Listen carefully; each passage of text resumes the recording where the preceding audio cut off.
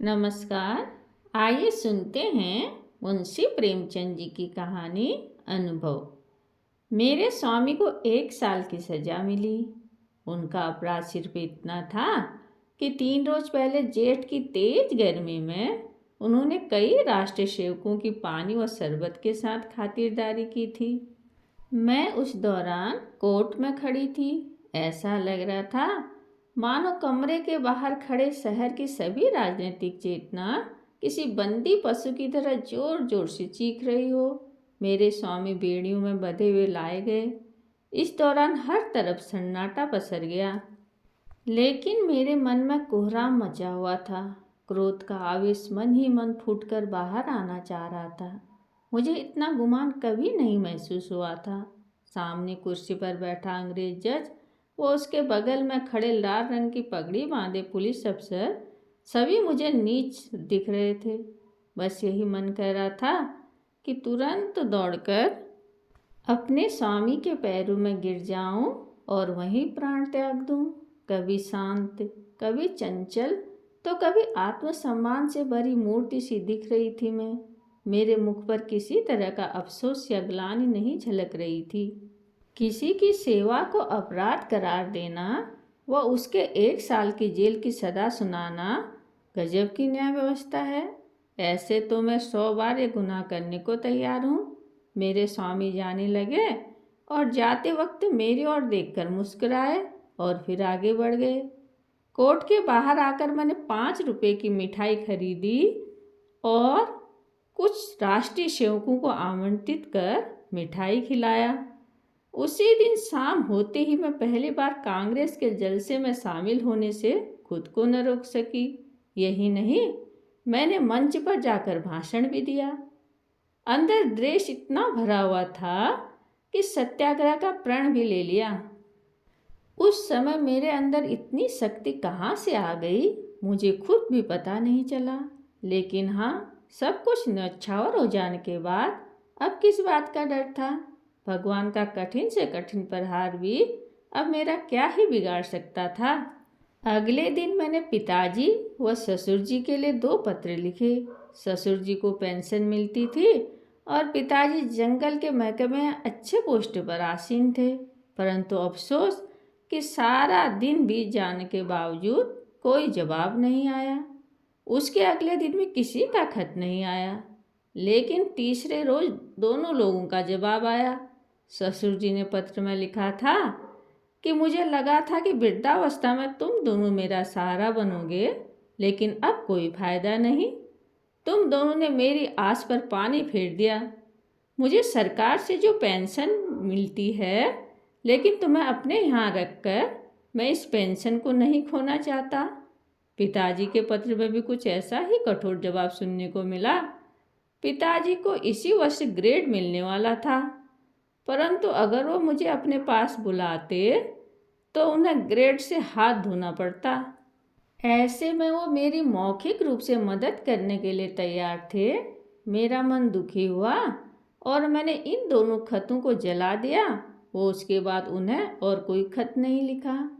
इसे ही कहते हैं स्वार्थ, जिसका प्रभाव इतना प्रबल होता है कि वक्त पर अपनी संतान भी नहीं नजर आती।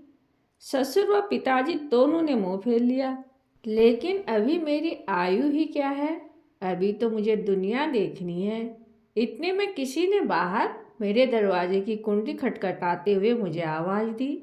मैं सहम गई, मेरे रोंगटे खड़े हो गए। मैं दरवाजे पर कान लगाकर सुनने की कोशिश कर रही थी कि कहीं वो बदमाश तो नहीं। फिर मैंने कठोर आवाज़ में कहा, कौन है, क्या काम है। बाबू ज्ञानचंद की आवाज़ सुनकर मैं थोड़ी शांत हुई। ये मेरे स्वामी के सबसे अच्छे मित्र हैं। उनके साथ एक महिला भी आई थी, वह उनकी पत्नी थी। पहली बार वो मेरे घर आई। मैंने उन्हें आदर भाव से प्रणाम कर अंदर बुलाया। ये दोनों ऊपर आकर बैठे। वो बेहद ही दरियादिली से मुझे सांत्वना देने लगे। उनकी पत्नी के विचार देखकर मुझे ये समझ आ गया कि वो एक सशक्त महिला हैं। उनके चेहरे से ही उनकी प्रतिभा झलक रही थी। दोहरी कदकाठी के साथ चेहरे पर रोब व जेवरों से लदी किसी महारानी से कम नहीं लग रही थी। खास बात तो ये थी कि बाहर से वो जितनी ही कठोर दिख रही थी, अंदर से उतनी ही करुणा से भरी हुई थी। उनसे बातचीत शुरू हुई। ज्ञान जी की पत्नी, क्या घर पर किसी को खत लिखा? मैंने कहा, हाँ। ज्ञान जी की पत्नी, कोई घर से लेने आ रहा है? मैंने कहा, नहीं, पिताजी और ससुर जी में से कोई मुझे अपने साथ रखने को तैयार नहीं है। ज्ञान जी की पत्नी, तो फिर आगे क्या करने का सोचा है?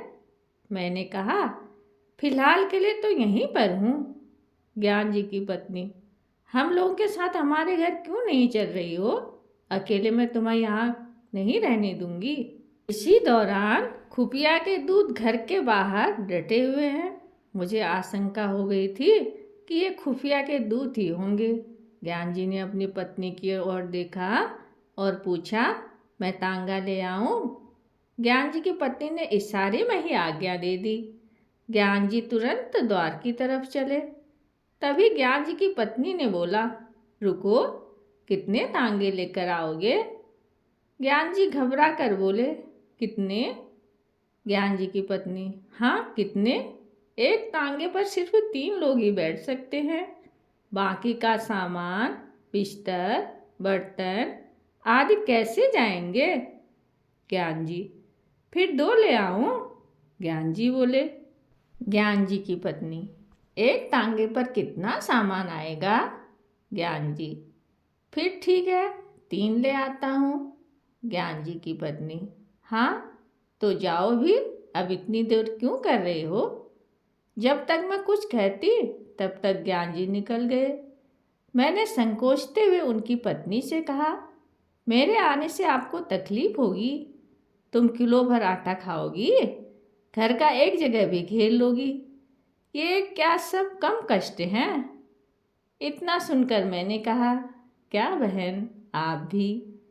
उनकी पत्नी ने मेरे कंधे पर हाथ रखकर बोला, जब तुम्हारे स्वामी वापस आ जाएं तो मुझे अपने घर में रख लेना, हिसाब बराबर हो जाएगा। अब ठीक है, तो चलो सारा सामान बांध लो। ये सब देखकर बिल्कुल सपने जैसा लग रहा था। इतनी उदार स्त्री मैंने आज तक नहीं देखी थी। मुझे उनमें बड़ी बहन दिख रही थी। ऐसा लग रहा था जैसे क्रोध और चिंता जैसी चीज पर उन्होंने काबू पा लिया है। हर वक्त उनके मुख से मधुर वाणी निकलती थी, जैसे मानो सरस्वती का वास हो। उनकी कोई संतान नहीं थी, लेकिन फिर भी वो दुखी नहीं थी। घर का काम वो स्वयं करती और बाहर के काम के लिए एक लड़का रख रखा था। आश्चर्य तो इस बात का था कि दिन भर मेहनत करने के बाद भी वो कभी आराम नहीं करती। यही नहीं, उनका आहार भी बेहद कम था। इतना ही नहीं, दिन भर वो मुझे कुछ न कुछ खिलाने के लिए परेशान रहती, एक काम नहीं करने देती। बस यहाँ यही बुरा लगता था। मगर इनके घर कैसे एक सप्ताह गुजर गया पता नहीं चला। तभी मुझे एक दिन वो दूत यहाँ दिखाई दिए। इन्हें यहाँ देख मैं घबरा गई। मैंने सोचा ये मेरे पीछे यहाँ तक आ गए। तभी उन्होंने कहा कि कुत्ते हैं, भौंकने के अलावा कुछ नहीं कर सकते। मैं मन ही मन चिंतित थी। मैंने बोला, कुत्ते हैं, काट भी तो सकते हैं। ज्ञान जी की पत्नी ने कहा, तो क्या इनके डर से भागना नहीं चाहिए? मैं बार बार उनके बारे में सोचती, छज्जे से जाकर देखती तो बाहर नजर आते थे। हाथ धोकर ये मेरे पीछे पड़ गए थे। मन ही मन सोचती कि मैं क्या बिगाड़ सकती हूँ इनका? आखिर मैं हूँ ही क्या? क्या ये नहीं चाहते कि मैं यहाँ रहूँ? पर ऐसा कर उन्हें क्या हासिल होगा? ये सब सोचते हुए एक और सप्ताह बीत गया। उन दोनों दूतों ने अपना डेरा वहीं जमा लिया था। ऐसे में मैं और भी ज़्यादा बेचैन थी, किसी से कुछ नहीं कह सकती थी। एक रोज संध्या के वक्त ज्ञान जी घर आए, घबराए हुए नजर आ रहे थे।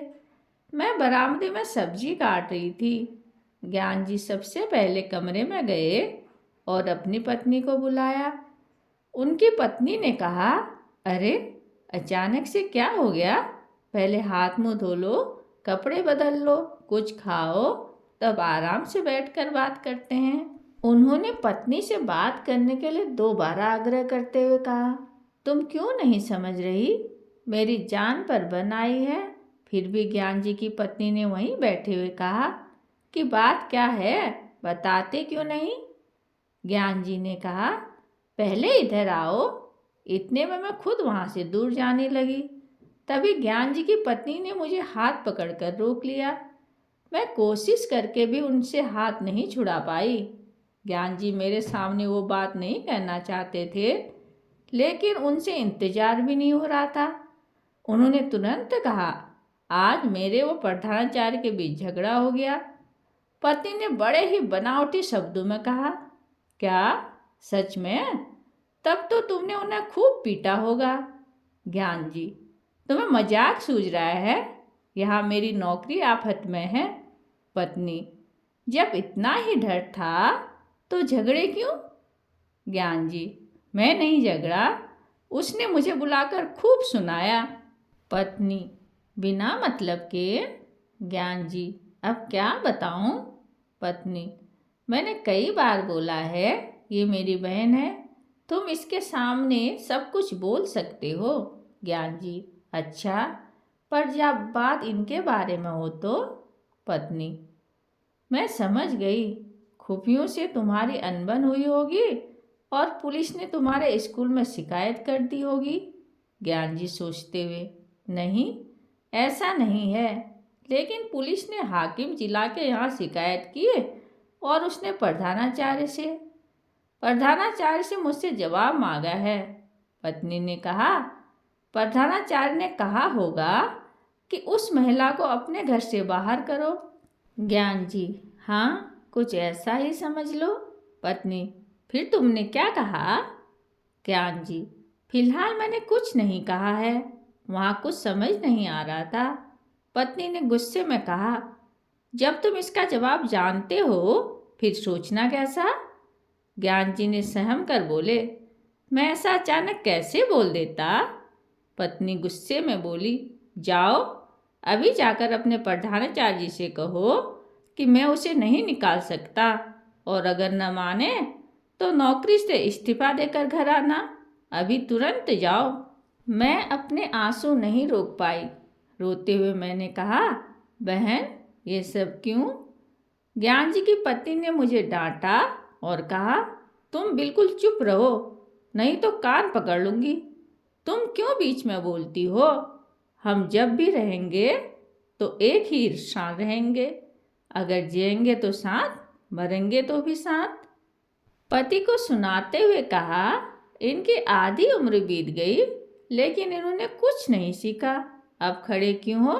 तुम्हें बोलने में डर लग रहा है तो मैं जाकर कह दूं? ज्ञान जी ने गुस्सा होकर बोला, कल जाकर बोल दूंगा, इस समय पता नहीं वो होगा भी या नहीं। इधर पूरी रात में सो नहीं पाई। पिता व ससुर, जिसे दोनों ने ठुकरा दिया हो, उस दासी को इन्होंने इतनी इज्जत दी। ज्ञान जी की पत्नी सच में किसी देवी से कम नहीं है।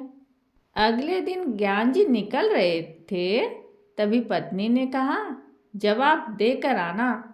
ज्ञान जी के जाने के बाद मैंने कहा, बहन, तुम ये सही नहीं कर रही हो। मुझे ये बर्दाश्त नहीं हो रहा है कि मेरी वजह से तुम्हारे परिवार पर परेशानी आए। ज्ञान जी की पत्नी ने हंसते हुए कहा, हो गया या कोई और बोलना है? ज्ञान जी की पत्नी ने पूछा कि अच्छा, ये बता कि तुम्हारे स्वामी आज जेल की सज़ा क्यों काट रहे हैं? बस इसलिए क्योंकि वो राष्ट्रीय सेवकों की सेवा कर रहे थे। आखिर राष्ट्र की सेवा करने वाले वो लोग कौन हैं? ये हमारे के लिए क्यों संघर्ष कर रहे हैं? इनका भी तो परिवार होगा, कारोबार होगा, ये सब त्याग कर वो हमारे लिए लड़ रहे हैं। ऐसे लोगों की सेवा कर जेल जाने वाले तुम्हारे पति भी किसी वीर से कम नहीं। ऐसे वीर की पत्नी के दर्शन मात्र से ही आत्मा तृप्त हो जाएगी।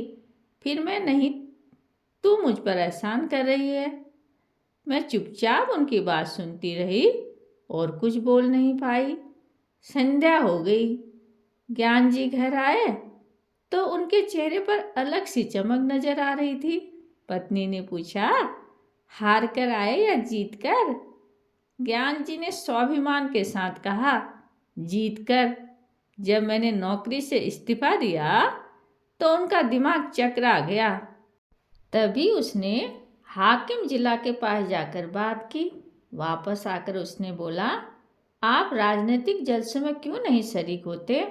मैंने कहा, ना भाई, मैं कभी न जाऊं। उसने पूछा, क्या आप कांग्रेस के सदस्य हैं? मैंने बोला, नहीं, और नहीं किसी सदस्य कोई संबंध है। उसने पूछा, क्या कांग्रेस के फंड में आप दान करते हैं? मैंने बोला, ना भाई, फूटी कौड़ी भी नहीं। उसने कहा, तो ठीक है, मैंने आपका इस्तीफा अस्वीकार कर दिया। पत्नी ने ये सुनते ही ज्ञान जी को गले से लगा लिया। धन्यवाद।